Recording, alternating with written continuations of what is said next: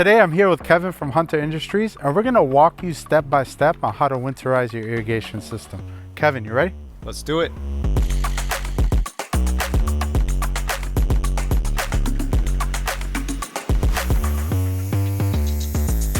Hi Kevin, it's that time of the year. The sprinkler company just hit me up and said, hey George, you're due for our winterization. Do I actually really need to do that? You can skip a fertilizer application, but you can't skip an irrigation system winterization. You have water in all of your irrigation pipes, and without putting compressed air through them, that water will remain in the pipe, not only in your main line, but in the lateral line, the heads and the valves. Once it gets cold, and we know it gets cold here in Chicago, that water is gonna freeze, and we know what happens when water freezes. It expands. When we have plastic parts, a lot of rigid ones, sprinkler heads, PVC pipe, things of that nature, it's going to cause substantial amount of damage to your irrigation system. So when do we typically have to do a winterization? You have to winterize that irrigation system before the first freeze of the year.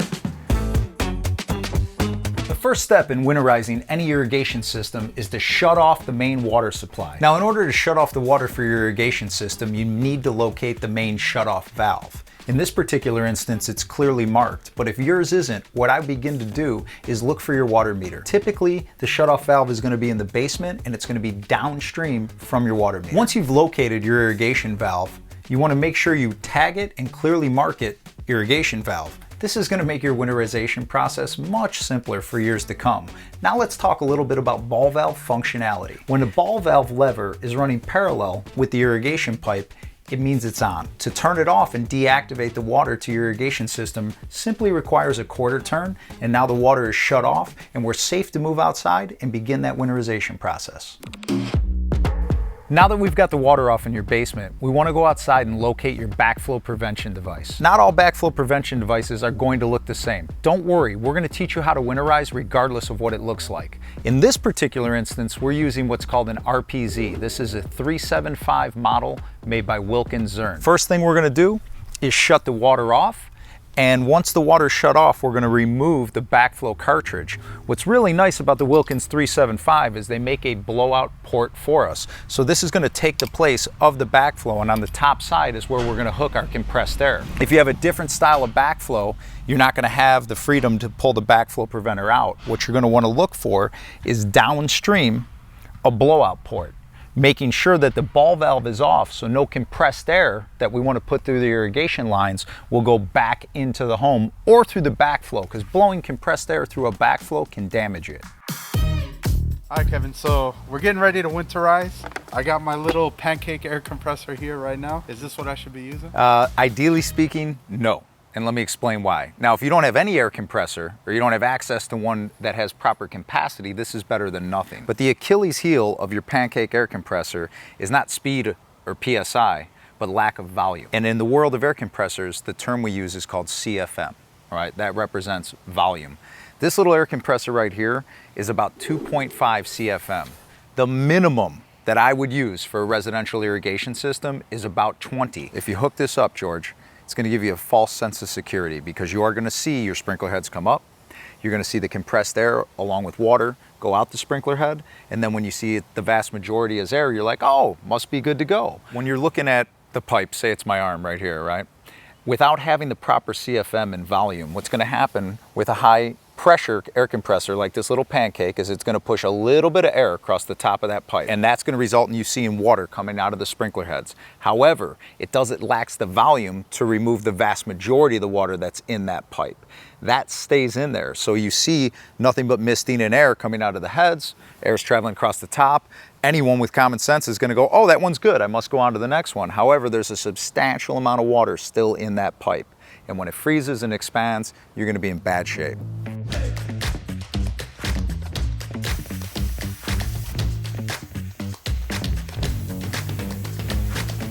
So now that I know that the pancake air compressor is not the best thing to use, what would you recommend? Well, you got a couple options, right? If you still want to do it yourself with your own compressor and you're going in the market to purchase one, you want an air compressor that's going to deliver at least 20 CFM for a smaller to mid-range residential system. That's going to probably be about a 60-gallon compressor, and at 20 CFM it'll give you 45 to 50 PSI. Now if you have a bigger yard, that might not suffice.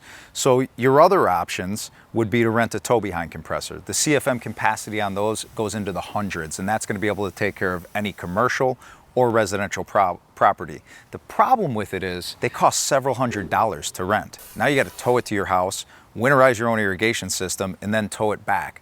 The third option, and the one to me that makes the most sense in an application like that, would be to hire a professional contractor, because they're going to show up with a tow-behind compressor, perform the winterization for you, and probably at a lesser cost than what it would take you to just rent the equipment or buy a 60-gallon compressor on your own.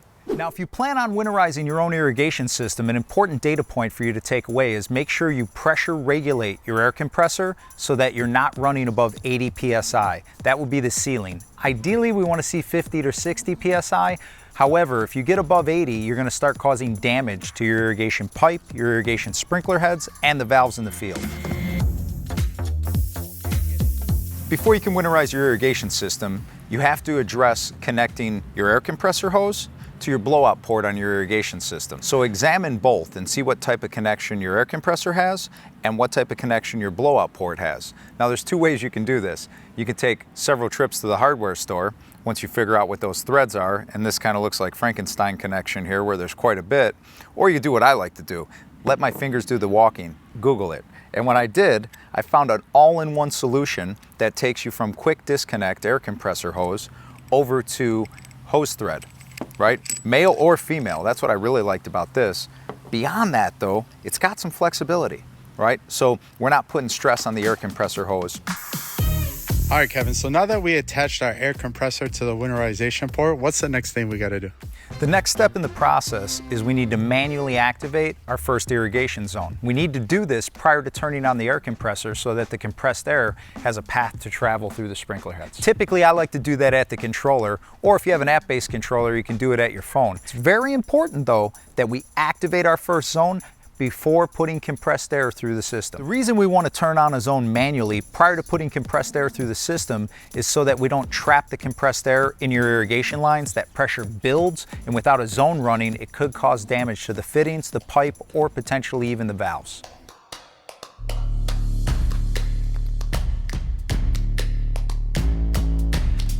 Now that you've put compressed air to the system and the first station's on, you're going to begin to see water flowing through the sprinkler heads. You want to let that zone run long enough so that the vast majority of the water is out and what you're seeing is compressed air with some misting of water. Make sure to shut down your air compressor prior to deactivating your last irrigation zone. Once you get to that stage, you know you're good to advance to the next station. And you're going to repeat this process until you've gone through all of your irrigation zones. When it comes to the conversation about how long we actually want to winterize our irrigation system for, it's hard without some visual representation to help you get your head around it. So let's look at a clear plastic sprinkler head that reveals the gear drive inside of a sprinkler head. When we run irrigation water through the head, it drives the mechanism that causes rotation and water flow to happen, and it lubricates all of the plastic gears. Now when we go to winterize, what happens when we put compressed air through the sprinkler head, the gears move 5 times faster than when water engages them. And in addition to that,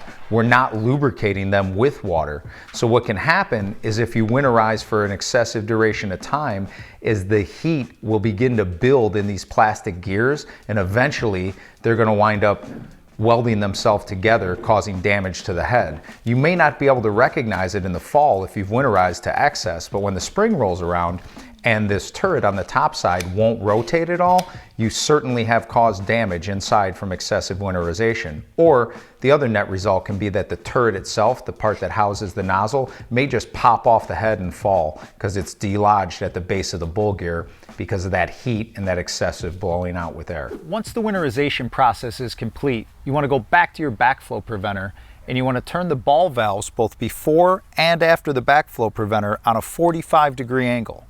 Turning them on a 45 is very important because it allows the water to escape from the ball valve.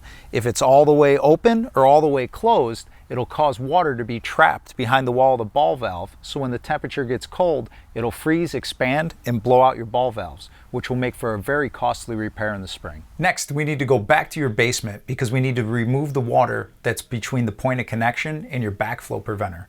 Look for a hose bib just downstream from that point of connection. Get yourself a bucket and open that valve up and let the water trickle out until it stops, and leave the valve open for the duration of the winter. Also, if your system's Y strainer is located outside, be sure to remove the plug to prevent freeze damage. And the last thing we need to do is thread the cap or plug back on the winterization port. If you have an RPZ backflow, then you should keep it indoors during the winter. I want to thank Kevin for stopping by today. I think we all learned a little bit about what goes into maintaining our irrigation system.